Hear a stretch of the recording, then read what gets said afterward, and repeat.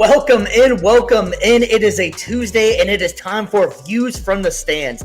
I'm your host, Stevie B, Steve Brennan, and we are back at full strength. We got the GM in the building, Mr. G Mike, and we got Mr. BC in the building. It's been a couple of weeks since we've all three been together, so it is quite frankly, all the boys are back in town, man. We got a whole fun-filled packed show for you today. We're going to be bringing back one of our favorite segments we did last year. That's Brandon's Bullpen, with the baseball playoffs in full swing, and I do not mean that with any bit of pun, but it is in full swing, and today's day has been great for baseball. We got the Red Sox and Yankees going on as we speak, so we'll be letting you know how that goes. As you can see right now, if you're not listening, I'm a Red Sox fan, and Mr. G Mike is a New York Yankees fan, and somehow we still talk. Ooh. Having said that, we also are going to be getting into some news. Had some major news come out of the NFL the last couple days.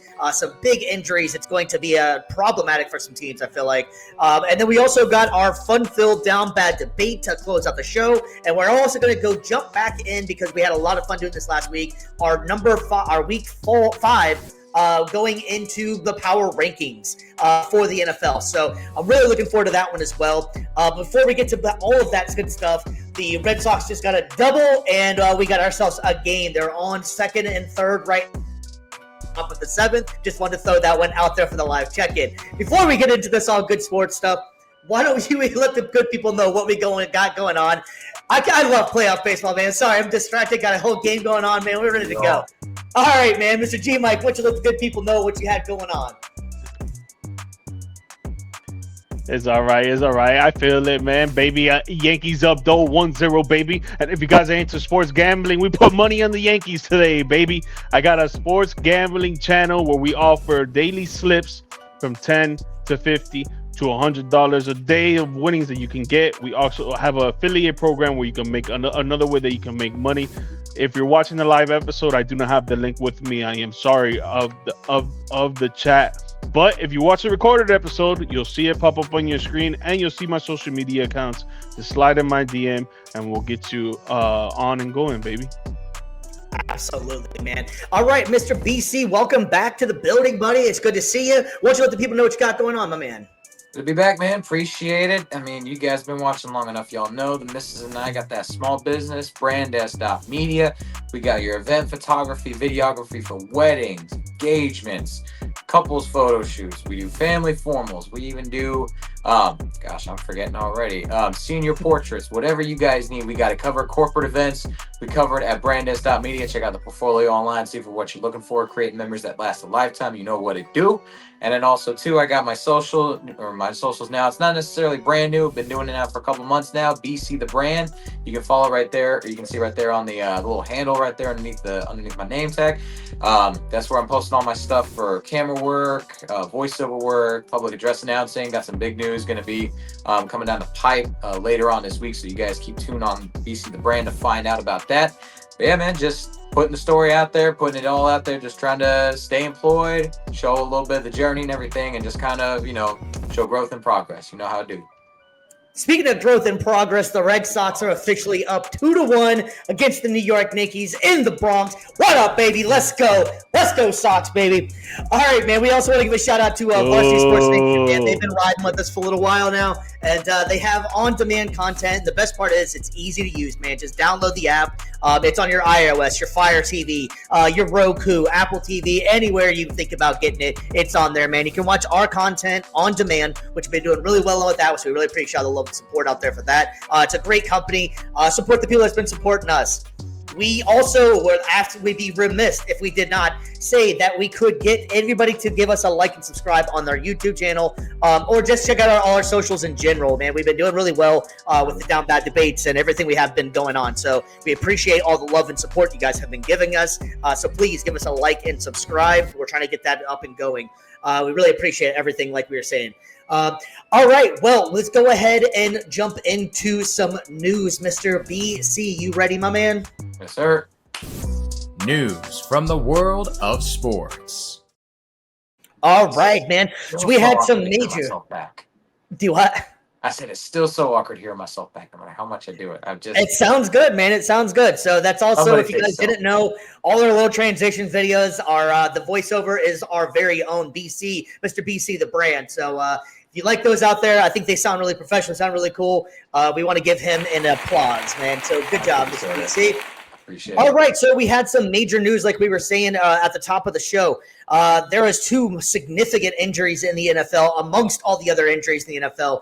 2 that really stood out to us, at least, was Malik Neighbors, that is going down with an ACL injury, and the gruesome injury for Tyreek Hill.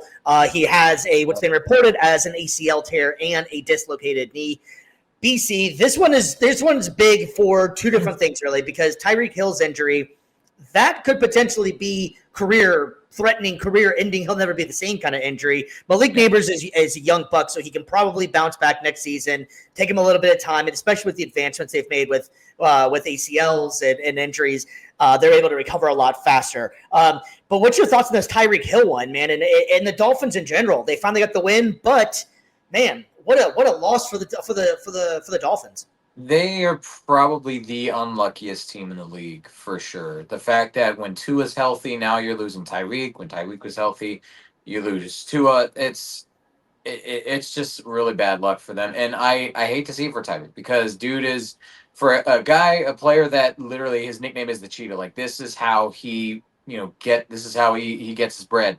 He relies on his speed. He relies on his quickness, his agility. And as somebody that's suffered through knee injuries, it's something that, I didn't play the position necessarily, but it still slows you down significantly. And especially as somebody that's older, it can really impact his career from here on out. Again, it's one thing if you're maybe a bigger bodied receiver, you don't necessarily rely on the explosiveness as much. You rely on, your catch radius, your hands, size. But for somebody that's as small as Tyreek is and somebody that, he's a slot receiver, like that's his bread and butter right there.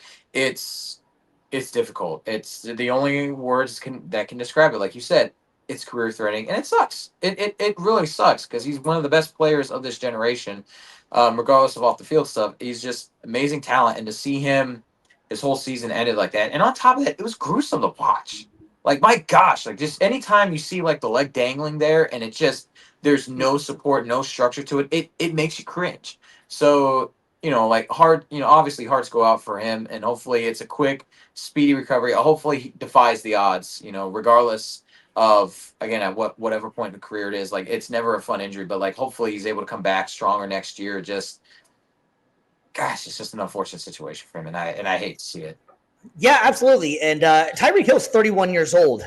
So that's where the biggest, I think, factor of this comes in. Yep. With the dislocated knee and the fact of the ACL tear, he's going to be out he's out the rest of the season without a doubt. That's already established.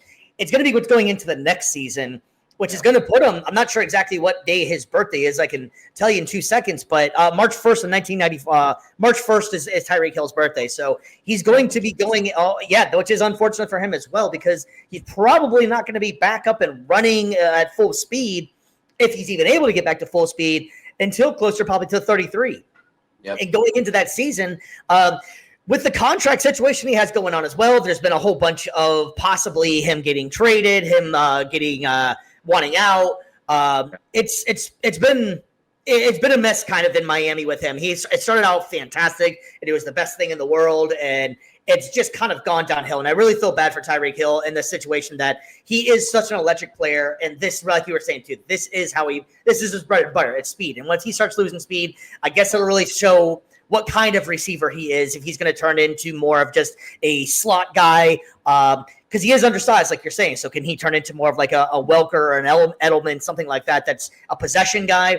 I'm not really sure. I think his game he's completely predicated on the speed and the burst and just being simply faster than you. Still a damn good receiver, don't get me wrong. I'm just not sure how his style is going to fit in whenever he comes back, if he's able to come back. Yeah, and that's the really difficult thing with it. Like, we've seen other players with ACL injuries and stuff be able to cover superhumanly, like Adrian Peterson. So it's not necessarily a nail in a coffin like it used to be for careers, but it's still, for somebody that relies more on that separation, that speed element, it is something that it's going to be a massive uphill battle for him. Yeah, no, I completely agree, and it's rough for the Dolphins as well, because their wide receiver core was already kind of slim. They have Darren Waller on the team now, so like if that's one of your supposedly starting receivers, Jalen Waddle needs to really step up. And when this did happen in the past, whenever Tyreek was out, Jalen Waddle did step up. It's not been this. He hasn't looked like he has when he first came out and was just lighting up the league. That's going to be interesting to see how Waddle handles this, because he is going to have to be the man.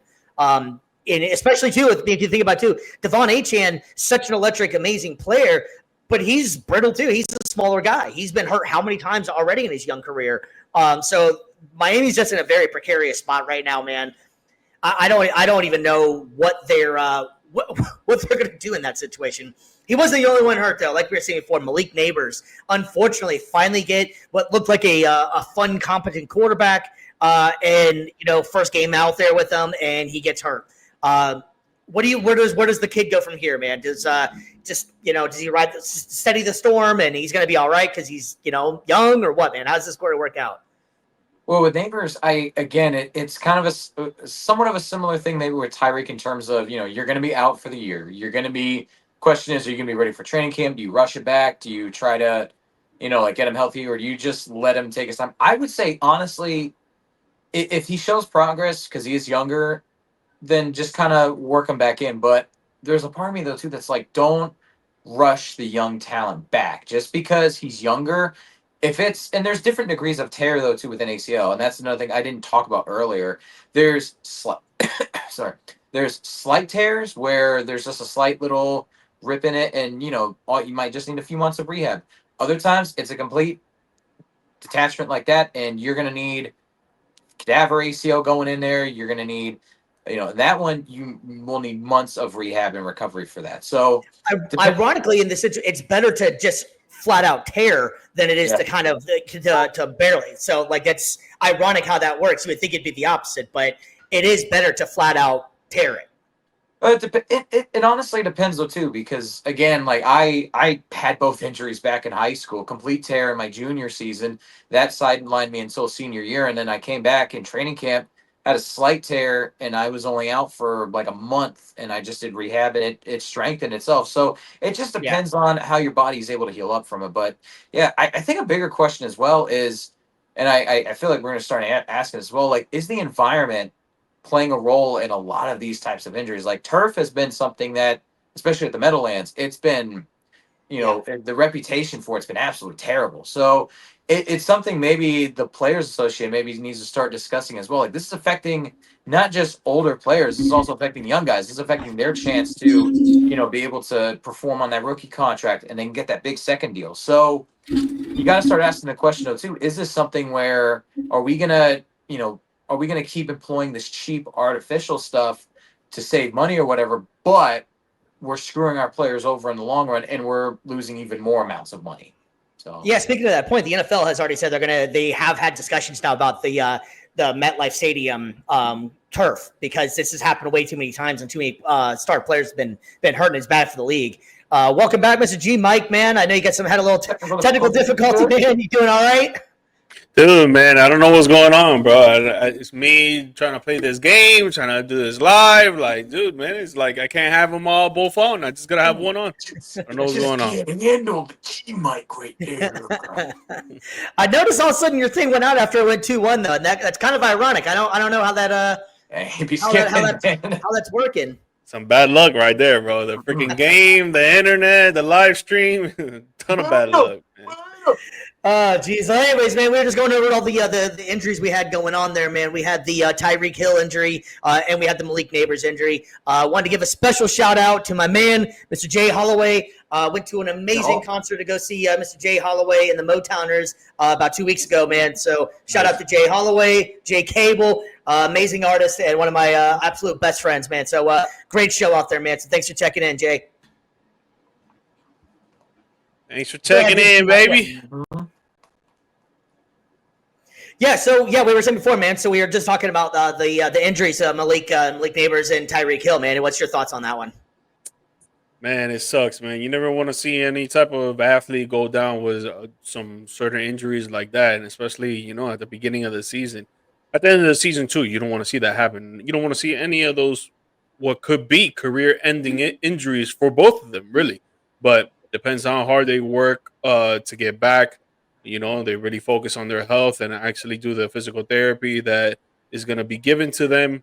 It'll be dope to see them come back next season and actually play because both of them are great receivers, man. They're great for the league. They're great for fantasy football. They're great for their teams. And, you don't want to see no player, no athlete go down with injuries, man. So I'm hope they can be able to come back. And now for the respective teams, you know, for the Dolphins, already 1-3, not looking good. The Giants are 1-3 too. They're both on basically on a tear of losing the entire season. And now with your star receivers going out, now you got to look to other guys in the receiver room to actually step up and put in the work. And that's going to be tough, man, because with the game and how it is, and you trying to get the ball out at least 30 times to 35 times a game, at least 10 of those targets are going to go to your number one receiver.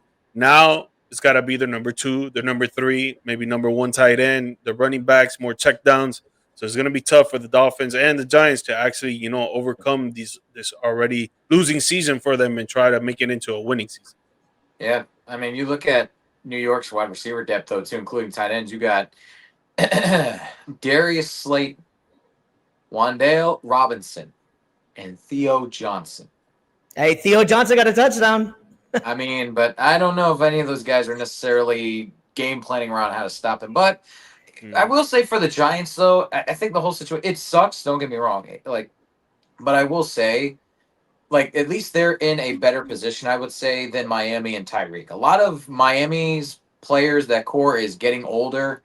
They're kind of aging themselves. Some of them are aging themselves out. Whereas with New York, you've got a lot of young talent there. Obviously, Cam Scatterbo and then Jackson Dart as well. If your team goes through another rough season, even without your primary receiver, you could still potentially be picking top 5 again next year. I know it's not a guarantee in the draft, but, finding silver lining, giving your young quarterback some experience, building around that running game as well with the young running back, maybe you might be able to kind of make the most of a bad situation and try to maybe get another wide receiver, another receiving threat next year, whether it be tight end or receiver, depending on how deep each draft class is. Just you gotta find a way to figure it out. Well, there is optimism. Go ahead. Sorry.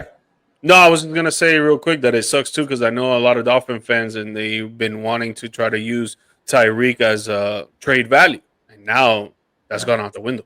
Right, that's what I mentioned before too. Is that that's going to be the interesting factor in this whole thing as well. Is that contract situation? He's paid a lot of money. I thought he only had about 2 years left, and which this injury that Tyreek got is not a simple injury. That's going to last a while. And we looked it up earlier. He's 31. He's turning his birthday's March 1st. So he'll be turning probably closer to 33 before he's back to some sort of similarity to what he used to actually be.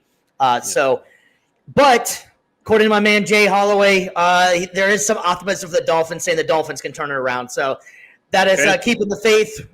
I don't know, man. It's going to be an interesting season. They did just come off their first win, so shout out to the Dolphins for getting their first win out there. But just absolute gruesome injuries, and you never want to see that happen to anybody in the league, obviously. So, but just as a quick update, because we're going to go ahead and jump into one of our favorite segments over here, Mr. Brandon's bullpen. But before we get that, let's go ahead and give a quick update on what's we got going on. We got the Red Sox up 2-1 in the bottom of the 7th in the Bronx. So without further ado, one of our favorite segments that's back, Brandon's bullpen. America's pastime from Brandon's bullpen. All right, man. Like we were saying before, it is playoff time for baseball, and it is a great time to be alive, man. So much good stuff going on here, man. We had 2 games already that's already happened today. We had the Detroit Tigers taking on the Cleveland Indians, in which Detroit came out with the win. And I remember back when we had the segment earlier in the season, man, BC was very high on the Detroit Tigers. He works for the minor league team as well, doing PA announcing. There we go. Give it up, man. Give it up. So the Detroit Tigers came into Cleveland and got that win. Now, the system, the way this works, if anybody's new to the playoffs for baseball, they've kind of added a few things. So they started off the series, the wild card series, with a 3-game series for each one of these. So I like the way they're doing this. It's quick. It's back to back to back. If there's actually needed. So As of right now, Detroit's up 1-0, and that wasn't the only one. We also had a National League game of the San Diego Padres taking on the Chicago Cubs. The Chicago Cubs were down for a little while, but then they came back and rallied with 2 home runs, monster home runs, by the way, to take the 1-0 lead in that one. And as we were saying before, we have the Red Sox and the Yankees playing currently, and tonight's at the nightcap. I believe the last game of the night is going to be the Cincinnati Reds taking on the LA Dodgers. Mr. BC, go ahead and let us know, man, because there was some amazing pitching going on today, man. What was your thoughts on that today? I mean, Tarek Skubal is Tarek Skubal. He's him. Like I hate you know what, screw it. I don't hate to say I called it. I called this all the way back in 2018. I wrote an article. Go check it, see my name, look it up. I talked about my boy Tarek Skubal back in Lakeland. Dude was a strikeout machine. Just needed to work on getting a few more, little deeper into games, getting those 6-7 innings there. And sure enough, postseason turns in a nearly 8-inning, 14 strikeout performance against a team that for the last month has made it a living hell for Detroit. And I was high on Detroit throughout most of the season, though, too. And then to see this collapse in September, I was like, oh, this is not looking good. But sometimes you just need that little bit of a reality check, a little slap in the face to wake you up. And, I mean, Skubal definitely answered the call there for Detroit in first game. Obviously, a lot of small ball being played in this game. No home runs to speak of on the side for Detroit. But, going into the next game as well, you've got Casey Mize taking them out. He's not, he's had a good season, 14-6. He's got like a 3.87 ERA, so solid numbers for sure for him. And I think honestly he's got it. I think he's got enough in the tank to be able to get it done for Detroit. I think he's going to have a good postseason around here.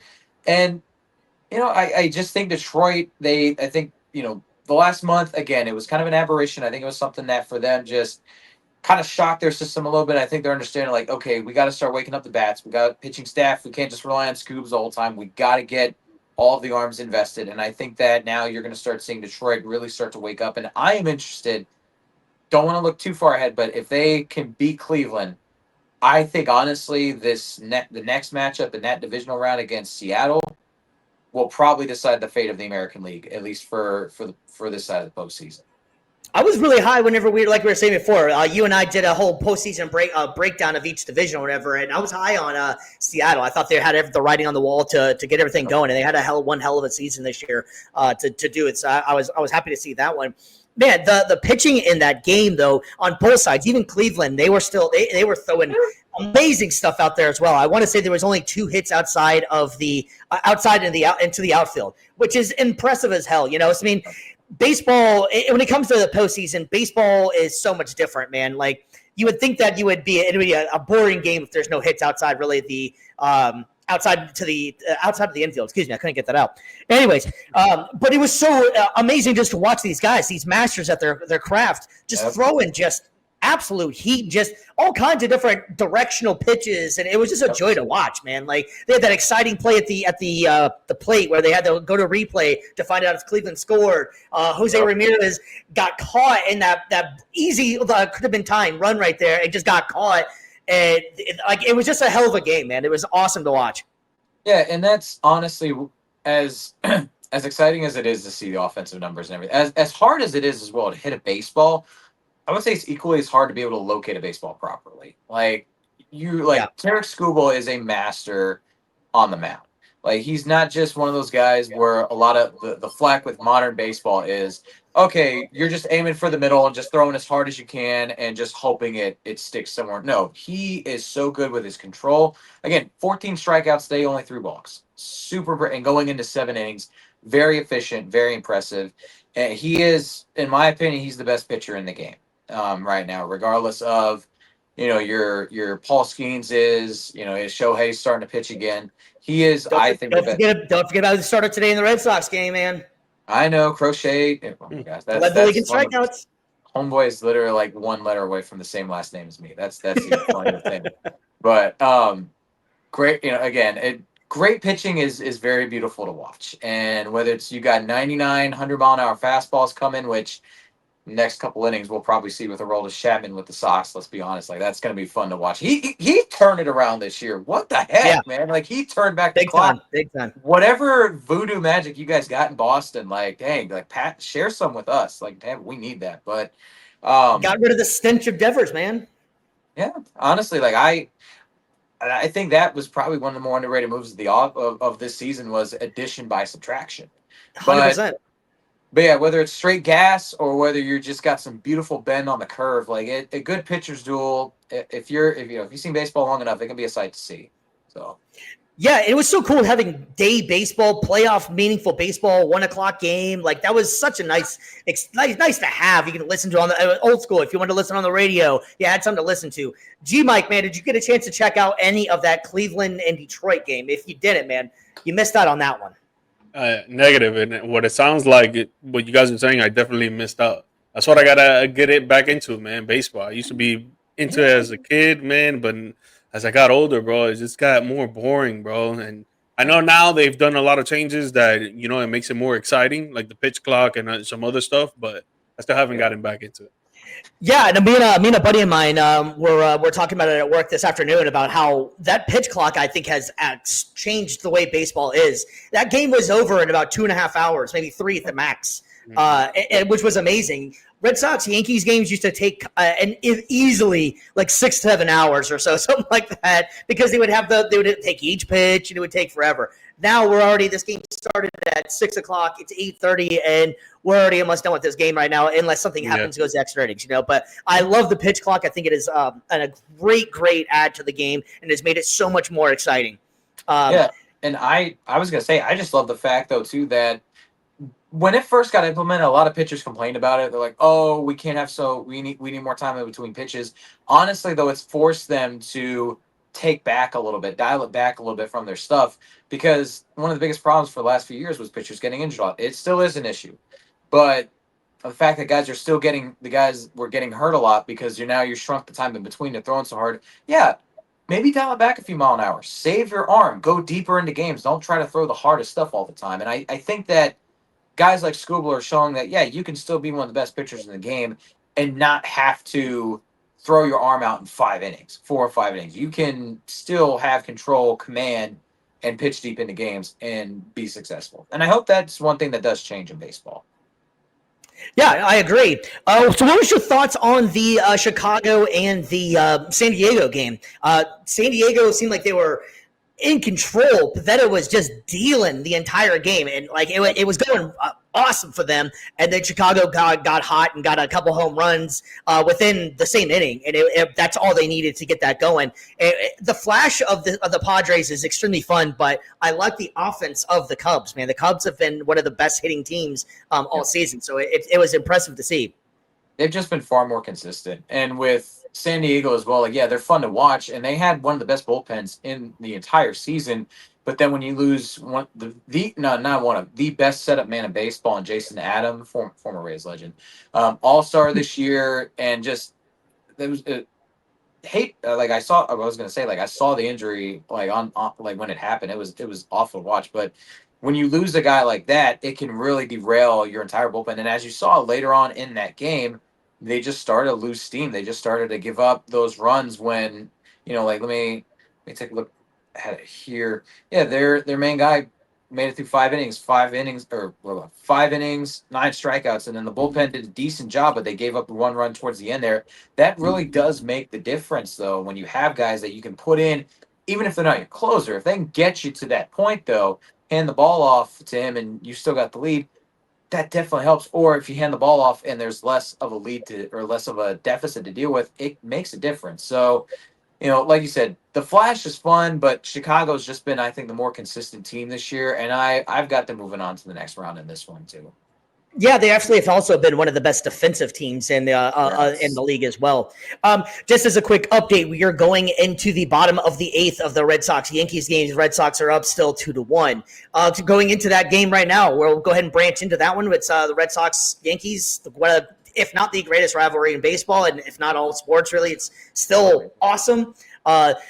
Man, it's been an exciting game. The crowd atmosphere has been electric. People's been going crazy, and it's been awesome, man. The Red Sox still have their starting pitcher out there with 101 pitches as we speak right now. So it looks like if everything goes to plan, he's going to complete the full game out here.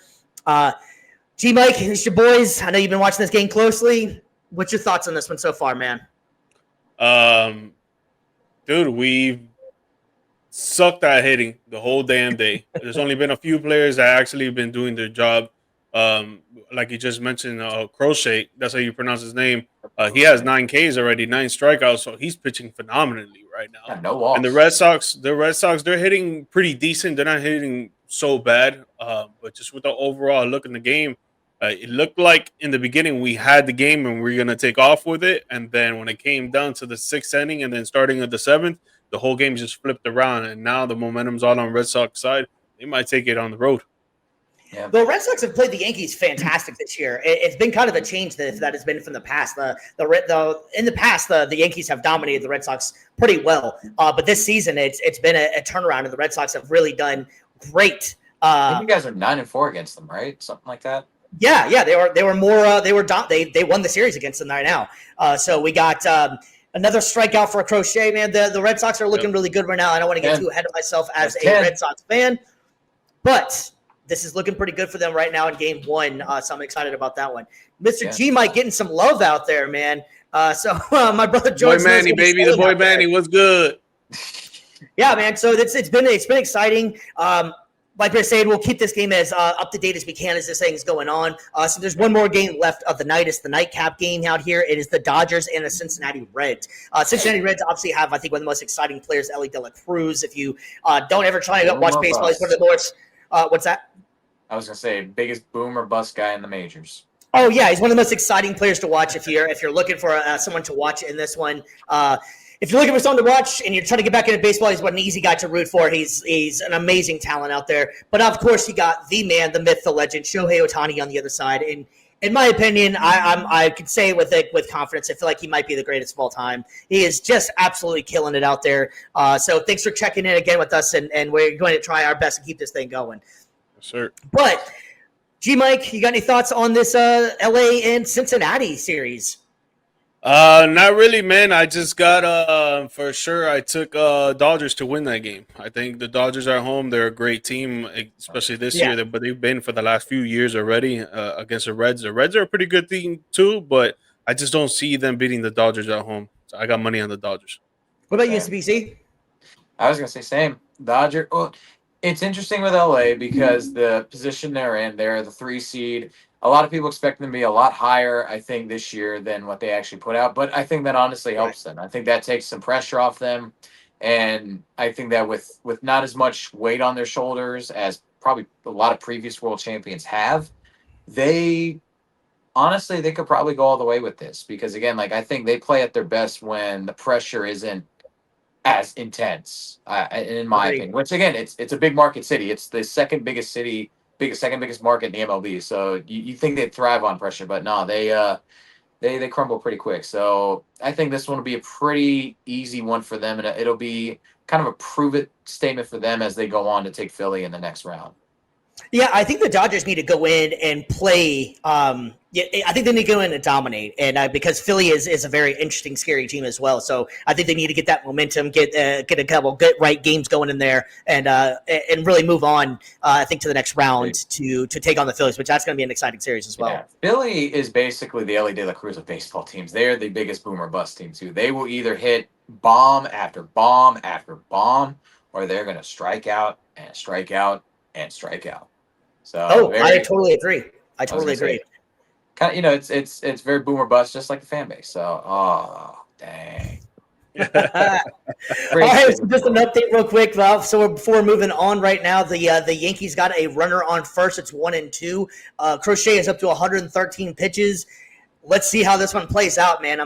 This is where the pressure's on. This is what makes playoff baseball exciting. Sub him in. What a roll this in. Why not? Fellas, well, we're going to go ahead and move on to our NFL power rankings, man. And this was a lot of fun last week. So we'll be able to compare a little bit from last week and move on to this week. The FTS's NFL Power Rankings. All right, man. So we are going to start and do this, though, a little bit different than the way we did it last week. Last week we went 10 all the way through 1, but this week we're going to start with the top, the best for number 1 out here. Mr. BC, you are on the left-hand side of me over here, so you are going to go first, my man. And who is your number 1 team going into week 5? Well, definitely ain't the Eagles because they freaking cheated to win that game. But anyway, no, that little thing aside, I got Buffalo as my week 5 number 1. I think that they played, even though Josh Allen hasn't necessarily looked like MVP Josh Allen, I still think that I think both sides of the ball are playing great. I think that honestly, like, they look the least vulnerable of the 2 undefeated teams. Again, like, I'll get into it when I talk about Philly, but I just think Buffalo is probably the most complete team right now, and they have done what they've needed to do, and so I got to give Buffalo the top nod. Before you go, Mr. G Mike, real quick, I just want to give everybody a heads up as well. We're adding a few more features on here. If you look to the top right up here, we have a QR code. And just on the off chance that if you're watching it from your television or anything, you can just click on, you can scan that QR code, and that will take you directly to our site. So you can go ahead and please give a like and subscribe, or just pass it along to anybody that you're with. Having said that, Mr. G Mike, I totally interrupted you and stole your thunder on that one. So give me your number 1 team. Another strikeout. 11 strikeouts for Crochet right now. 117 pitches, man. Jesus. Just like I alluded to last week I had the Eagles at 1. This week I have the Eagles at 1 again. I feel like if you're the reigning champs and you're undefeated, there's no way that someone can take you off the 1 spot just with that. On top of the play that they've been having, they've been primarily just trying to run the ball. They haven't been really trying to pass the ball until not last game against the Buccaneers, but the game before that against the Rams, that they had to turn it up, and they looked to Jalen Hurts to throw the ball. And when he started throwing the ball, A.J. Brown started going off, Devontae Smith started going off. And even in this game against the Buccaneers, Dallas Goedert was going off because of the little small passes that Jalen Hurts was doing to him. Their defense is not as prolific as last year. They're not as great as last year, but they're still up there. They're still probably top 10 in the league, and they're doing pretty well. If you're 4-0, undefeated as the reigning champ, I got to put you at number 1. If you got While I respect that, and I do agree that the Eagles deserve to be up there, I'm going to go back to my last week's power rankings at number 1 and stick with Buffalo in this one, even though Buffalo did have a scare against New Orleans. I think I expected New Orleans to be one, if not one of the historically worst teams in the league in history, possibly, and they've actually come out and played pretty decent against teams. They've fought relatively hard, so I'm going to give them a little bit of credit for that. But I think Buffalo just so far on both sides of the ball have looked the part of where they should have been going into the preseason. I don't think that they've lost any steps. I don't think they've done anything to take them out of the top few spots. All right, Mr. BC, you're up next with your number 2. Begrudgingly, I have to put the next 4-0 team at number 2. I can't have my Bucks go over the team that beat them. Technically, I can't, but ref ball and all that crap. They're the new Chiefs. I'm not bitter, but I've got the Philadelphia Eagles at my number 2. They did get the win, regardless of ref ball and all the phantom no calls that they had in that game, and the fumble, which was not a fumble at any angle you look at. You could see it on the video board. It was that obvious. But anyway, I don't get paid like the refs do. I know nothing about football. They know everything. They're number 2, and they took advantage. They took advantage of our mistakes. They did what they were supposed to do. And as pissed off as I was at the end there, we're running it out for the safety. Hey, I would have done it. Every other team would have done it. So they came in. They went into a hostile environment. They took care of business, and they're still 4-0. And so, I got to have them at number 2 at the very least. My number 2 is going to be the Bills. And what BC alluded to earlier, yeah, Josh Allen is not playing at the MVP standards. But the reason he's not playing at that is because the Bills are running the ball way more than they were last year already up to this point. Like, if you really look at the stats and really digress in the week through 4 weeks, if he starts throwing the rock and he starts showing that, he needs to put the team on his back, he will, because he's done it many, many times, and he will primarily do that. Their defense is looking solid as well. I still need them to work on that rush defense. I think it needs a little bit more work. Their secondary is starting to slack off. It looks like they're not as focused as they were before because the Saints, they're letting Spencer Rattler look like he was the next coming of Josh Allen, the way that he was playing out there. So they need to really step it up. But 4-0, Buffalo's looking good in the division. They're looking good in the AFC because everybody else is looking trash. So I got them at number 2. This one, I went on a big jump. And this one's probably going to be a little bit of a controversial one, and especially because it is not the Eagles. I'm going with Detroit, actually. I think Detroit has looked impressive as anybody in the league. They just happened to come off that game, the first game of the season, where they looked an absolute mess and just wasn't ready. And Dan Campbell ate some kneecaps in the locker room or something. And because they've come out since that game and have looked amazing. They've been playing great on offense. The defense has been playing great. Aiden Hutchinson is that dude. I just really impressed with the way Detroit looks. It is a big jump for them to go all the way up to number 2, but I'm going to put them at number 2. BC, you're up, my man. Who's got it number 3? That's my number 3, Detroit. And I mean, you pretty much stole a lot of my points. Like, you have best offense in league terms of points. Like, they are able to just dominate on that side. And we're all forgetting who Ben Johnson is because they just keep humming along. Again, like you said, stumbled out the gate there in that week 1, but then since then you're rattling off 3 straight. The offense is looking great, looking amazing. So, you know, I got to give it to Detroit. I think they're the best one-loss team in the league. I got to take the Chargers at number 3. I feel like they played against a great Giants defense. And for you guys in the TikTok and the IG that's saying that the Giants didn't have a good defense, y'all got to watch football, baby. Y'all got to watch football because you ain't watching it because the Giants have a great defense. They stopped Justin Herbert. Yeah, Hampton started going off on that run defense for sure, but that secondary was doing work. If that run defense and that pass defense actually start clicking up together, they're going to be top 5 in the league for sure. When you got a team like that playing up against a 3-0 squad or the Chargers, you know, a lot of adversity comes into play. A lot of pressure comes into play for that offense. Dude, Justin Herbert wasn't able to get the ball thrown off as much as he was the first 3 weeks. But I still got them at number 3 because I feel like their defense is just way better than Detroit's.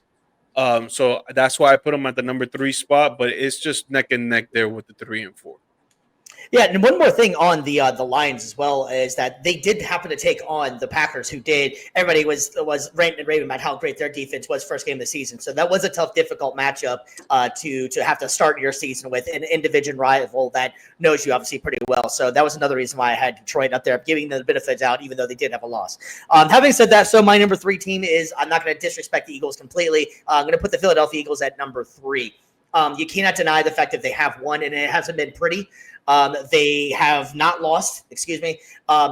It's just simple things. I was talking about it last week. The offense is just what's making me really nervous about them. They didn't have, and correct me if I'm wrong, BC, because you were at the game working, and I'm sure, they didn't have a passing yard at all in the second half, correct?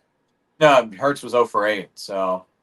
You know, so that right there is, and they still won though, and that's what's amazing about this Eagles team is that they still were able to pull it off in such an offensive, such an offensive-minded league, and they're still able to pull it off with stats like that. So I'm not going to make them fall too bad, but if this continues, they're going to keep on falling down. I think my list as well, but I think that the Eagles are respectfully at 3. How are they going to keep falling if they keep winning? How are they going to keep falling if the refs pick them back up? They're the new case. Nah, man, I don't want to hear nothing about the refs, man. That team is stacked, bro. And coming from a fucking Dallas Cowboys fan, like, come on. Yeah, so the Eagles are going to be definitely the argument of the year, I think, because I think they're going to have an amazing record when it's all said and done, but you're not going to be happy about any of the games whenever you're done with it. You're not going to feel very comfortable about it, but they're going to laugh all the way to the bank by winning all these games. So it's all about dubs, man. It's all about dubs. It's not about the stats. It's not about how you play on offense or how you play on defense. It's all about the dub at the end of the day. I would put them at 3, so I don't think I'm being like crazy disrespectful to them, but I just don't feel like that they're clicking as well as they should be. And it is only the first quarter of the season, so let's see how the season progresses. I don't think that's sustainable to keep on winning without having an offensive passing yard in the second half, but they are able to do it, and that's all that matters. Is like you were saying too, it's all about getting the dubs. So yes, I got them at 3. Mr. BC, what's your number 4? I got the Rams at my number 4. I know that like they're one loss team and everything like that. I know, Matt Stafford, I think, has looked a lot better this season. A lot of people are kind of questioning, like, oh, is he going to retire? He should. He just call it quits. He's back. Like, he's just too banged up. He's turned in a good season so far. First few games, over 1,000 yards, got 8 touchdowns, only 4 interceptions. And he just had like a great 3 touchdown performance, in his last game. So I think that, the Rams have definitely shown that, like, even without some of their franchise legends like Aaron Donald, I think that they still found ways to have success. So, He thought it was a home run, man. He thought it was I a did. home run. I did. Dan, you want to give us the play-by-play, the recent? Yeah, we're just as a we're- quick live update, man. We're going into the top of the ninth. The Red Sox are still up 2-1, and there was just a ball hit into the outfield, and 2 Red Sox. It looked good for like a second. Everybody was on the edge of their seat, giving that. Ooh. Yeah. All right. My number 4, I'm gonna put the Detroit Lions. I think that they have a great offense, especially the rush attack. I mean, Jared Goff is looking great. He's putting the ball where it needs to be, right on the numbers, over corners, over safeties, over linebackers. Precision passing this man has been having up to this point this season, and it's been great. It's been great to watch. The only thing that really puts me back for them at 4 and not over the Chargers at 3 is because of their pass defense. They have been playing some trashy defenses, which is why they've been scoring so much. And even if they played a good defense, I still believe that they've been scoring. But other teams have been scoring on them. So if you're going down the road, you keep having a weak pass offense because the pass defense, because I think their rush defense is good. Like, I think it's decent enough. Like, they're going to stop the run. But if teams are going over the top on you and running slants on you and you can't do nothing about it, how are you supposed to actually, make it deep into the playoffs and try to get to the Super Bowl, and all that stuff? And obviously, we're only talking about up to week 5 right here that is coming up on Thursday. But this is why I put them behind the Chargers. Yeah, so I'm going to go with the Los Angeles Rams as well at number 4. Reluctantly, they just they got a wild win against my Indianapolis Colts. It was an amazing game. I mean, they did what they had to do to win. Adonai Mitchell helped out with that one a lot. That one will go down in history of the Colts of like big WTF plays. Like, what the hell just happened with those ones? But overall, I think the Rams have been playing really, really well. They should have beat the Eagles. That should have been the Eagles' first loss of the season in that one, I think. But the Eagles came back and won that one, so the Eagles played out. That's when Jalen Hurts and the offense actually started clicking. But I like the way the Rams are playing. I think that defense is on fire right now. Jared Verse is the real deal.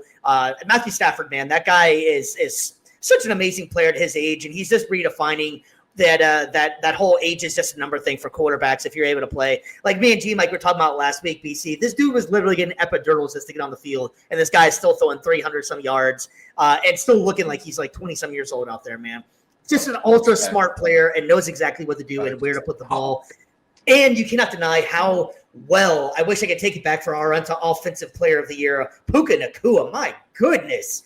That guy is just playing off the friggin' chain, man. So I'm going to put the Rams at number 4, even though they did knock off my my Colts. Mr. BC, number 5. You know me, man. There's only one team that I could keep in the top 5. No, we lost this week. Got to go with my Buccaneers, man. I might be. Call me a homer. Call me biased. I don't care. I'll let you explain it for me, too, because they're my number 5 as well, man. I'm not going to lie. I put them at 5, too. I was going to – you had the world champions on the ropes. Yeah. And this was without their number 1 receiver. This was with their number 2 receivers first game back. Their starting left tackles first game back. They're without their starting right tackle. They're without their starting defensive tackle. They had so many guys that were out, and they still came back and almost won. And they were dealing. Baker Mayfield needs to be in MVP conversations. He is a legitimate top 5 quarterback in this league. I think so. I think that he's earned that. I think last year he proved that he deserves to be knocking on the door. Everyone's saying, no, he's not even top 10. Like, bullcrap. He should have been the Pro Bowl that last year over Sam Darnold. All right, like that's definitely for sure. But the fact that he led 3 fourth quarter comebacks all the way, to this week and nearly had a fourth one in a row at home on Creamsicle Day, where they always lose. Or no, my bad. That was last. My gosh, no. That was last week, yeah. That was last week. He led them on Creamsicle Day when they always lose. That in itself, and then almost leading to come back against the world champs. Again, I've made my point with ref ball, but I think that they just then they're having other players come in and step up as well. Jamel Dean went out, so he had Benjamin Morrison step in. I think he did a very good job in the past game. I think that honestly he helped contribute big time to that 0-8 stretch for Jalen Hurts. So the run defense does have to get it together, I think, a little bit. You got to figure out a way to get a pass rush going without Kalijah Cansey. But again, you're going to have Mike Evans coming back soon. You're going to have Luke Gedeke coming back soon. That offense, it's looking it's already looking terrifying right now. It's going to be, I don't know what word to describe the offense. And then if you can get the defense back, I think that they'll, we'll revisit them hopping up in the rankings and everything. But I gotta have them in the top 5 just because they pushed the world champs to the very end. So G Mike, number 5. 5, I got the Los Angeles Rams, man. That offense is just playing out of control, bro. And there's no one that can stop Devontae Adams. There's no one that can stop Puka Nacua. There's no one that can stop Kyron Williams. Matthew Stafford is looking like a top 10 quarterback in this league, freaking almost 40 years old, had an epidural. This guy was going through it with his back, and I'm pretty sure he is still going through it with his back, but he don't care. He loves to play football. He loves to win, and he's going out there and giving him all he got. And then when it comes to their defense, they still need some improvement, but I feel like their pass defense is pretty well-rounded. They're stopping a lot of teams from really passing the ball as much overall, not every single team, but overall they're stopping as much. The run defense is okay. I feel like it needs to get better, but that offense, man, that top 5 right now for sure. I'll put them on number 5. I like their young nucleus too. They're young, and remember how the Rams have not haven't had draft picks in a while. They finally started getting those draft picks. They've just been so smart in the scouting and who they've picked because they've, like we were saying before, they got rid of all the draft picks and they've been on the land and they haven't been irrelevant in quite a while. So shout out to the Rams for that one as well. I was saying before, I had BC and I both had Bucks at 5. BC obviously explained more of it about it, so we'll just leave it at that. So we're going to go to number 6. Mr. BC, you're up. I was going to say first, though, too, when that Rams-Bucks showdown later in the season, that's going to be, you talk about an offensive firepower showcase. I think that's going to rival the Kansas City Rams game from 2018, I think. I could see it being 50 odd points just from both sides, slinging it down on offense. But anyway, that aside, a little bit of surprise here at number 6. I actually don't have the Chargers at number 6. I'm going to move the Seahawks there. Second best point differential in the league. I think that you can maybe say, oh, well, playing the Saints and stuff like that, yada, yada. They still have taken care of business, and they've done a good job, I think, of, again, struggled week 1 against San Fran. Okay. But I think since then, they've done a good job of being the teams they need to beat. And I think that they've played really good all-around football, and it's showing so far. At number 6, I'm going to have the Indianapolis Colts, man. I feel their defense is top 5. I think their offense took a step back this week. I feel like we went from Daniel Jones to Indiana Jones back to Daniel Jones. And it might be a little crazy. It might get a little crazy out there, and you got to watch out. He got to continue with his confidence and stuff like that. JT's looking good running the ball, but I really love the defense. The defense is what I love. I think their pass defense and their rush defense together combined can be top 5 in the league. And I put them at 6 because I feel like they could go up against any offense and they could stop them from scoring at least 21 points. Just a quick update on this Red Sox Yankees right now. We just had a stolen base from Trevor Story. They're looking it over, make sure the play was good. It is 2 outs, 2-1, 2-1 count. Runner on second, and they're calling him safe at second. That is under review right now. Top of the 9th. It's what playoff baseball is all about, baby. All right, so we have number 6, correct? Number 6, yeah. Yeah. There's 2 outs? Oh, yeah, there is 2 outs. Wow. I Yeah, did not believe number you. 6, me and BC is on the same page again. I got Seattle Seahawks. Seattle Seahawks been impressing me. I think Sam Darnold is fitting in perfect with them. They're not asking him to do too much. Jackson Smith and Jigba has shown that he's a true number one. It's interesting to see what the running game can do, and that defense. You can't forget about it. They're a little bit different from the Legion of Boom, but they're just flat out playing well. They're not necessarily smashing like they used to back in the day with them guys, but they're playing very sound defense. So I've been very, very impressed with them as well. That NFC West is a pretty exciting division to watch. Honestly, I thought it was going to be a down year for them, but it's been exciting. Same. BC, you're up, man. Number 7. I was gonna say all respect to the West, man. Like they're really proving us wrong as far as not being the memes of the league. But I'm gonna stay out West, and this is where I'm gonna drop the LA Chargers at. G-Mac was talking about earlier, defense has been just absolute monsters on that side of the ball. And then the offense, though, too, it's struggling to find its way. But, Justin Herbert-led offense and the way they have efficiently ran the ball last year, they're going to figure it out this year. So it's just a matter of timing, really. And right now, that's why I have them a little bit lower. They just haven't figured out how to kick it into high gear on the offensive side of the ball. But then once they do, they'll be able to raise up the ranks easy, I think.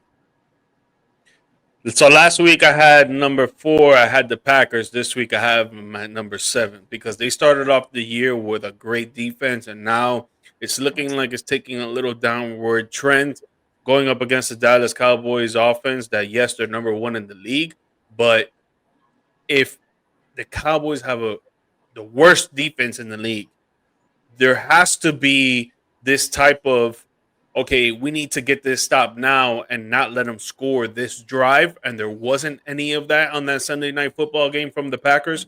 And they were supposed to be one of the best defenses in the league. Okay, yes, the excuse is there that you're going up against the best offense in the league right now to this point. But are you trying to make a Super Bowl run? Are you trying to go deep into the playoffs? If you're trying to do that, you need to be stopping a team that, yes, they have one of the best offenses in the league, but they have no defense. So you need to be able to stop them at least one time for them not to score. Instead of going to an overtime game that turned into a tie game, which I don't know why we still do these ties, but I'm not going to get into that. I was going to say, I saw something the other day. I was looking over some of the game film, though, too, with Micah Parsons, and I wanted your thoughts on this. The best way to stop him is to just basically run right towards him and run past him. If you try to, if he's not a great run stop, I mean, obviously one of the best pass rushers in the league, but he's a very weak run defender. I wanted kind of your thoughts, him being an ex-Cowboy and everything. I feel like if the run is coming his way, right, so you're going to have the guard, the tackle, and maybe even the tight end fill in those spots. Either they're going to double team him, or even if they don't, they go one-on-one with whoever's there on the line with them in the C gap.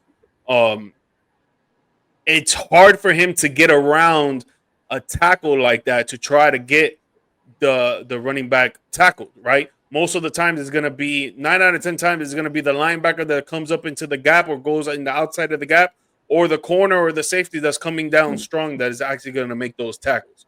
If it's going away from him, the run is going away from him, it's easier for him to go face-to-face with the tackle because he's so much faster. He plays literally like a wide receiver at a defensive end position with his speed. So it's easy for him to sway away that and to go behind, either go onto the right side of the tackle, go for the left side of the tackle, get away from him and go behind and try to tackle the running back from the back or try to grab his legs, of course. And see, I was wondering, though, too, because he pins his ears, because, as an edge rusher, he's pinning his ears back so much on those pass plays. You think maybe instead of going full speed 100% of the time, maybe slowing it down a little bit, being a little bit more methodical with his moveset, maybe trying to read the play a little bit more. And then maybe if, you see the ball going inside, make a quick swim move inside as opposed to just trying to go straight back. That'd probably help him out a lot. Yeah. Question here from Embra. Do you guys think Tyreek's career is over? I don't think his career is over. I think he's going to come back and still play. I think he's going to be focusing on rehab. And obviously, he has a lot of off-the-field issues right now that he's got to get through as well. Maybe that can stop his progress, but I feel like he loves the game too much. And in today's days in the NFL, he could literally turn into a slot receiver. He doesn't have to be the wide out, and he could be just catching slants, curls, dump offs, and he's so fast that, yeah, with his knee injury, it's probably going to set back his speed for sure. But he's so fast. He's one of the fastest human beings in the NFL that speed is not going to go away. Yeah. Yeah, as we were talking about earlier too, I kind of that's where I do think is going to be the factor is that his speed I think is going to go away. He was already kind of downtrodden on it. He's going to be 33 years old most likely before he's able to come back and actually play relevant football. That's the wrong side of 30 for a guy who's not a big receiver. So I think you're right. I think he can maybe turn into like a slot receiver of some sort. But again, you alluded to it as well. I didn't even think about that aspect of it, is that he's had a bunch of off the field issues and it hasn't been good for him. But before we go into number 7 real quick, just an update as well. We're going into the middle of the 9th. Red Sox, Alex Bregman hit a double to Brad driving another run. Is 3-1 going into the bottom of the 9th in New York. Dang, all right, G Mike. Oh, don't worry. I got your seat right here in the off season. Sit right here in Tampa Bay. Come sit with your brother over here. I can't get too ahead of myself, man. They still are in the Bronx, and he can hit home runs with like a bunt in that stadium. So I can't get too ahead of myself in that one. But, all right, yeah, pretty much, man. All right, so my number 7 actually is going to be me and BC's been on the same page here, man. I'm going San Diego, or not San Diego. I keep on trying to say San Diego. They need to move back.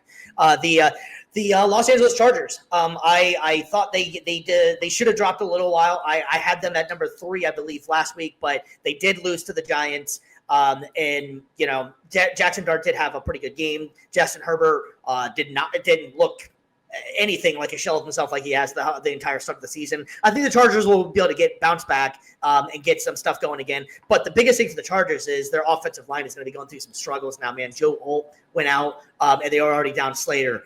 So that's going to be a lot of trouble for them and what they like to do. To be able to do it. Either they're going to have to put it on Justin Herbert more because the run game might not be able to be as predominant as it's been. But that's why I put them down. And I hate to punish a team for getting injuries, but I think that does play a factor in what the future is for the team at this point. And they did lose to a winless team. So I have to bump them down a little bit. No disrespect to them because I still think they are an amazing team in the league. BC, number 8 for you, my man. Steve, you're going to love this, man. I got your Colts sitting at number 8, man. They, again, losing to the Rams definitely hurts for sure. But aside from that, they've played complete football this season. One of the best offenses in the league, one of the best defenses in the league, I think. And I think they've shown these last few weeks, again, even in defeat, they've shown that they are here to stay. So my preseason pick with Houston taking the South, it's not looking good. And honestly, it would not surprise me to see Indianapolis be able to hold off Jacksonville and take this out. As strange as it sounds, who'd have thought Danny Dirks is leading a team in charge of the division right now? So aside from you, man, you're one of one. So this guy did. But yeah, all credit in the world to what they've been able to pull off so far this year. And here's hoping that they continue to buck the trend of usual suspects and they're able to surprise everybody this year. I love this kind of crazy, chaotic football where the unexpected, is happening right now. So I love it. Yeah. For number 8, I bumped them up. I got the Tampa Bay Buccaneers. Now he shows us love. Took out the Baltimore Ravens, man. But I bumped up the Tampa Bay Buccaneers because I like what I see from their offense. A lot of people thought they were going to take a step back because of Mike Evans being gone. It looks like they haven't missed a step. Mbuka looks like a wide receiver 1 right now. Chris Godwin got back. Yeah, he didn't get a lot of targets, but the targets that he got, he caught, and he was doing what he needed to do. The running back situation, Bucky Irving looked like he wasn't doing anything the whole game, and then he started turning up. Rashad White looks like he's coming into his own again. There looks like there's more usage for him on the ball, which is actually good. I think he's a good check down back. And I think he could be a good third down back as well. He's just got to get, I would say, a little bit more weight and try to get in between those holes. But the only thing that I don't like from the Bucs is the fact that they keep playing from behind. You cannot keep playing from behind because if you go up against, you went up against the Eagles in week 4, but if you go up against the Eagles in week 15, it's not going to be the same type of game. It's going to be a completely different game, and especially in the playoffs. So I don't like the fact that they keep coming back in games. I feel like with their offense, they need to be up in games instead of working from that adversity. I think it's just too much of a risk takes there, especially that they've been doing this 4 out of 5. All 4 Or weeks. four. All 4 weeks All that they've been weeks. coming back and they had to rely on Baker Mayfield, which I agree. I think he's top 5 in the league right now at quarterback, but sometimes he's going to make mistakes. He's human too. And you can't be just relying on him to get you out the gutter and win you a game. You need to be doing this all together as a team and stop coming from behind in games. Yep, and a lot of that I hate with the play calling, and I saw it last year. I'm seeing it this year. We'll be super aggressive on defense, where pin the ears back, rush the passer, and we'll be getting sacks left, right, and center. And the second we're up by 20 points, foot off the gas. Bases loaded, baby. He's nervous. He's nervous. I was waiting for it. Send it up to plate, baby. Oh my gosh, you guys! Sorry, BC. Sorry. No, Three- you're good. I'm just saying, like they take their 3 foot off the straight gas. pitches. They take their foot off the gas, man, and that's what's cost them a lot of these. No, games. it's that they put Chapman in. They took out Crochet. They put Oh, no, Chapman in. I'm talking about the Bucks, man. Shoot. Oh, sorry. No, you good. You good. Go ahead. No, I'm just saying. I'm just saying, like they gotta be aggressive all game, and I agree. Like you They have gotta to from the beginning, man. From the you beginning. can't bake or ride this. Also, No. Emeka Egbuka, is it too early to say offensive rookie of the year candidate? Is it too early? No. I like that. Honestly. Stud. 100%. Yeah, I was saying that last week as well. I think he looks like a front runner, in my opinion. I was going with Tyler Warren as the originally, but Emeka Egbuka looks like the real deal. Speaking No, of Tyler 100%. Warren, this is where I'm going to go ahead and put my Indianapolis Colts as well. I got him in the 8th spot right here. I wanted to. They really had that game in the bag. I felt like they had 14 points taken off the board by the same player. If there's anybody. And I don't want to, dog on a guy who had a bad game. Clearly, Adonai Mitchell made an amazing catch. And I don't know if it was a showboating or if it just slipped out of his hands. I'm going with more of a showboating, but if you haven't learned from that, stop trying to do that. Celebrate after you across that line. And then to come around and you could have been the leading block for Jonathan Taylor on a 58-yard touchdown that probably would have sealed the deal. Instead, you got a holding call on a play that it shouldn't even have been a holding call for, and he shouldn't have been in that position to get that holding call. Mitchell was just it was way too late. Taylor was about to blow by it. It wasn't necessary, and he kind of cost the game on that one. I think that he's a young player that's going to learn from this, but you have to just stop trying to showboat, I guess, is really what I want to say. I don't want to shit on the guy too much, honestly. He's a young player. He's only been in the league, I think, 3 years, maybe 2 at max. You're going to learn from it. But I had to bump my Colts down a little bit. I kept them around this time last week. I was really hoping to put them maybe in the top 5 if they were able to get that win and be 4-0. But I can't be too much of a homer. They did lose the game. So I'm going to put them in number 8, which is still a pretty impressive season for me. We're getting down to the last couple of teams here. So number 9, Mr. BC. I was gonna go with.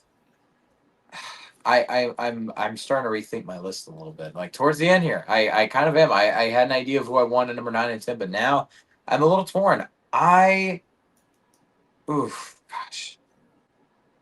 gonna go with the Niners at number 9. I had them actually outside. I had the last 3 were kind of interchangeable on my list. The last 3 and 1 teams were kind of interchangeable, 9, 10, 11. I had them sitting on the outside. I'm going to go with them at my number 9. I still think they have one of the best defenses in the league. I think that they, again, even though the performance against Jacksonville is kind of mid, it was really bad. I don't know. I think maybe the also too, just maybe my hatred of Liam Cohen is just maybe starting to come out a little bit. Duval. I am going to go for Duval. And it's also too that confrontation with Saleh and him at the end of the game was hilarious. Like I got to say, Did you see what he said about that too? Yeah, I think it was just like, oh my gosh, dude, the whole sign stealing thing or signal stealing is absolutely insane. Baseball had enough issues with sign stealing from all the other teams, and now it's like great football's got a scandal now too with that. Like, can y'all just play the game? Seriously, like, can y'all just be better? Not like try to circumvent the rules to try to win a game. Like, come on. But I will say, like, I think the Niners, they're not playing their best football, and I think this is where. Again, I was kind of torn with Jacksonville and the Niners. I think Jacksonville, this is about peak as they're going to be. But with the Niners, I still think that we haven't really seen their best ball yet. So I'm gonna put them at number 9. See, that's why I have him at number 9 too. And last week I didn't even have him in the top 10 because I feel like they haven't been playing their best ball. But with Nick Bosa out is why I didn't want to put him in the top 10 because I thought it was gonna change the whole dynamic of that defense. I was completely wrong. They still have a great defense, especially on that pass defensive side. Um, Brock Purdy comes back after 2 games and he shows that he can still put it on him. You know, is looking good out there. CMC, obviously, a great prolific back. I feel like they're putting the tools together, even though with Nick Bosa being out. Um, I had him at 11 last week, so I didn't have him at the top 10. Now I'm having him at 9. I still need to see a little bit more when George Kittle comes back. Hopefully, Brandon Ayuk comes back. They're saying that he might not even come back. Parcel, he just got injured as well now with the knee. So he might not play. He might. It depends. Who knows? Jawan Jennings, another one that is questionable as well right now. So we talked about this before the start of the season with the Niners. They've had, 17 injured players, I think it was, that we counted. And now it just keeps on rolling and rolling. Got hurt again. Yeah. It just keeps on rolling and rolling throughout the season, man. And it's tough. It's tough to see for them. You don't want to see that for any team. But that's why I got them at number 9 right now. All right. So my number 9 is going to be a newcomer into my list here. It's going to be the Chiefs. I like what the Chiefs are starting to put together. I know that I still like what I was saying last week. I think the national media still has them way too high. I'm going to give them credit for beating Baltimore, even though Baltimore is not looking like what we all thought they were going to be this year. But it seems like with Xavier Worthy coming back, the Chiefs are starting to kind of get into their own, and they still don't even have Rashee Rice yet. So I like that win. They looked like the old Chiefs by scoring points. They weren't relying on the defense as much, and the defense did play lights out. So I'm going to give them a little bit of credit for getting that win. They're on a win streak now, and it is still Patrick Mahomes, and he still is one of the top QBs in the league. I felt like it was a fair place to put them either 9 or 10, so I'm going to go with 9 for the Kansas City Chiefs. Your last one, BC. It's going to be the team I just talked about against the Niners. It's going to be the Jaguars. I think that this is their peak for this season. I think after this week, they don't go any higher. They'll certainly get lower.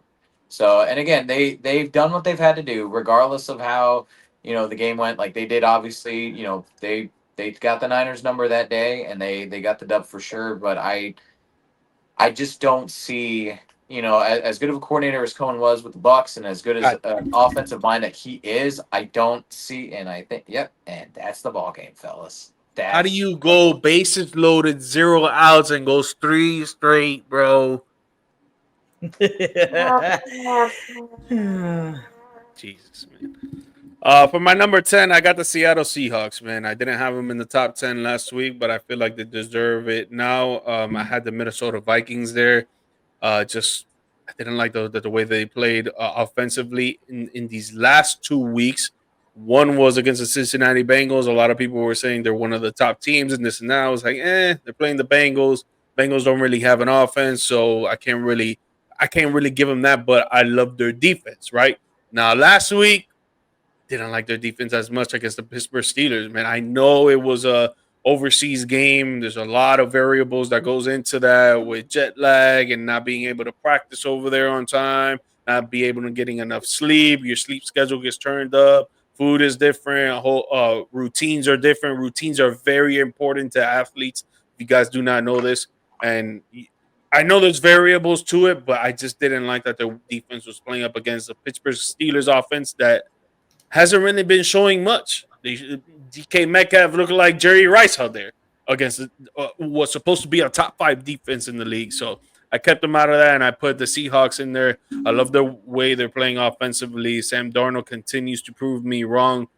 JSN is looking like a top 10 receiver right now in the league, if not top 5. Kenneth Walker, he's running the ball extremely well, and especially the RB2 Cabernet as well, too. They have a nice 1-2 punch. I think their rush defense is pretty great. Their pass defense is good. Their pass defense is pretty great, and their rush defense is pretty good. I think it's getting better throughout the weeks, but they need to keep improving. But that's why I got the Seahawks at number 10. All right, so for my last one, this one was kind of difficult because I'm kind of putting them all in the same little group here. It was either going to be the Jacksonville Jaguars or who I'm actually going to go with. I'm going to go with the Green Bay Packers. I had the Green Bay Packers a lot higher last week on that game against the Cowboys. The Cowboys are call them what you are this season. They're going to ruin a lot of teams' records, I believe, because they're always going to be in these games and they're going to steal a couple of them. And this game did end in a tie, and then they lost last week as well to Cleveland. So I had to keep on bumping them down. I still do believe in what they're doing. I think they have still a good defense, and that offense, as long as they can stay healthy. Romeo Doubs showed out. Josh Jacobs is still the man. Who was their backup they were running out there with? It was I can't remember what his last name was. Emmanuel, I think it was. Emmanuel Lewis maybe or something. But anyways, he was doing pretty well. I'm going to give them one more chance to stay in the top 10 because I just think that they are the real deal. So I'm going to put them at 10. But Jacksonville is knocking on that door. Yep. All right, BC, do you want to run down yours real quick, and then we'll move on to our downbound debate and close this out? Sure. Are we doing countdown from 10 to 1? Or are we going to go like we did right now and do 1 to 10? Just read them off 1 through 10 for you, and then we'll just go in order, and then we'll go from there. All right. I got sitting at the top of the mountain. Got the Buffalo Bills at 1, Philadelphia Eagles at 2, Detroit Lions at number 3, Los Angeles Rams at 4, my Tampa Bay Buccaneers at number 5, Seattle Seahawks at 6, the Los Angeles Chargers at 7, Steve's Indianapolis Colts at number 8, and the San Francisco 49ers at number 9, and the Jacksonville Jaguars Duval at number 10. At number 1, I got the Philadelphia Eagles. At 2, Buffalo Bills. 3, Los Angeles Chargers. 4, Detroit Lions. 5, Los Angeles Rams. Number 6, Indianapolis Colts. 7, Green Bay Packers. Number 8, Tampa Bay Buccaneers. Number 9, San Francisco Niners. And number 10, the Seattle Seahawks. All right, so I got the Buffalo Bills at number 1. I got the number 2, the Detroit Lions. I got the Philadelphia Eagles at 3. The Los Angeles Rams at number 4. The Tampa Bay Buccaneers at 5. Seattle Seahawks at 6. I have the I messed my own list up here, man. I was on the fly rewriting some stuff there. I got Indianapolis, Kansas City, and Green Bay. And by the way, Shohei Ohtani is not human anymore, man. He literally just first at bat. First 3 pitches into the game, crushes a home run, right off the rip, just waves goodbye. Shohei Ohtani is not human, man. All right, guys. Well, that was a lot of fun. We're going to continue to do that each week, so please tune in and you can check us out and jump on with us and go with us. We're going to make probably a graphic of some sort of post on social so you guys can interact with us. We'll come up with some ways so that you guys can interact with us. We're going to go ahead and jump into our downbound debate so that we can close out this show. Are you fellas ready? Because I know I am. Yes, sir. It's time for the Downbad debate.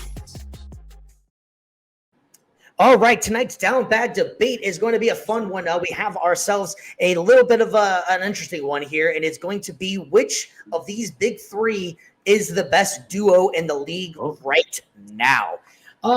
This one was a lot of fun. It was kind of hard to figure out which one we're going to go with in this because there is a lot of good duos in here. I'm a Mavs fan, so of course seeing Cooper Flag on there with Kyrie and AD. I wanted to go, but I have to see what Cooper Flag can do yet, so I can't put them up there. You also have SGA out there and the Chet Holmgren, so that's a mean duo. But my pick is actually going to be the Spurs right now, man. I love Victor Wembanyama. I like De'Aaron Fox and Castleton, man. I like what they got building. They're all young, and I think they all can grow together and become something very, very special. So I'm going to go with the young bucks of this crew and go with the San Antonio Spurs for big 3. I was gonna say, Steve, you act like the Oklahoma City Thunder are old or something like that, or that they're about to be washed out of the league or something like that, man. These guys are just as young. You got the Air. Well, I was gonna say, who's on your San Antonio Big 3 again? It's Wemby, Castle, and Fox, right? Yeah. Fox is older than all of the entire OKC crew. What you talking about? Not in my mind or heart, okay? I know he's still friends to me. Dang it. No, I'm gonna go with the champ. I'm gonna go with the reigning champs. They are the best team in the league for a reason. They have, honestly, you could say they have the best core four, really, if you want to add on Lou Dort to that list. But yeah, Chet Holmgren with the weak side defensive help, being able to stretch it out on the floor on offense, and just, even though he's a string bean, he's just able to get blocks when they need it. You've got J-Dub, probably not probably, he is I think one of the best second options in the game. I'll make sure I don't discredit myself too much there, but one of the best second options in the game for sure. 20 points, 25 and 5 a night, big steps forward this year. And then obviously the reigning defending MVP SGA, best two-way player in the game today. And on top of that, they just won the finals this past year. To me, this is a no-brainer. Yeah, I think the obvious answer is the OKC Thunder. So I'm gonna just go with my second best because why the hell not, right? So I think the second best for real is gonna be the Dallas Mavericks. I think no one can stop AD when he's healthy, and he's a top 5 player in the league. I know he has the stuff with his eyes, so he's gonna have to wear goggles throughout every game for the rest of his career now. So it's gonna be different for him. It's gonna be a different dynamic for him with his shooting, with his layup package, with his defense. But I still think that with him, Kyrie Irving coming back, obviously being healthy. I'm not talking about him being with a bum knee. I'm talking about him being fully healthy. And Cooper Flag coming in as he's going to be rookie of the year. I'm already calling it right now. He's going to be showing his great defensive skills, his great offensive skills. He's going to learn a lot from one of the masters of offense with the ball in Kyrie Irving and one of the masters of defense with Anthony Davis. Put that together, he's going to get those knowledge and do what he needs to do out there on the basketball court, man. I feel like this trio is just going to top level every other trio in the league, honestly. Yeah, I think I'm excited. Like I was saying, that is my team. I'm a Dallas Mavericks fan, and I'm excited to see what this team is going to look like for sure. So I can totally see going with that one. I couldn't take Kyrie yet because of the knee injury in there. And I know that the Spurs one is an interesting pick. I just believe in Victor Wembanyama. I think that he's just continually just getting better and better and better, and eventually there's absolutely going to be no one that's going to be able to stop him. So I'm just going for the future in my pick and picking the San Antonio Spurs, and it's solely based off of I think the absolute talent that I think is untapped yet. That still has more room to grow in Victor Wembanyama. Good point. So who are you taking out, PC? Oh no, I gotta go with OKC Big Three, man. Oh, sorry, I didn't realize we were running through the summation right there, man. Me either. Yeah, I was about to say, Steve, you're going with the future. I'm going with the present right now in Big Three in OKC, Chet, Shea, and J-Dub. Yeah, dude. I mean, again, obvious answer for me would be OKC, so I just went with my second best. I think the Dallas Mavericks. I think that 3 is going to be amazing to watch. All right, man. That is absolutely fun, and we cannot wait to hear you guys' feedback on that, man, because these Downbad debates have been killing on socials. We really appreciate that, and we love all the feedback and the going back and forth and all of that good stuff. So we're going to go ahead and wrap this one up for the night. We really appreciate it. If you guys didn't notice or didn't hear, the Red Sox did end up winning the game. I just figured I'd throw it out there one more time. They are officially up 1-0 on the New York Yankees, which always feels so amazing to say. All right, man. Either way, so just know it's the best out of 3, baby. Just know it's the best out of 3, baby. Absolutely. Big G, Mike, got anything else for the people before we head out? Yeah, guys, appreciate you guys for tuning in and watching the live stream. If you please like, subscribe, share the show with your family, friends, or strangers. If you're going to the tailgate to watch any of your teams play, let them know about Views from the Stands, baby, because we on and popping, and we getting these dubs. And right now, the Yankees didn't get a dub, but just like I alluded to last week, baby, fire. Best college team in the game, baby. Shout out to them. Shout out to your boys, man. They be crushing it right now, man. Got to tip the hat.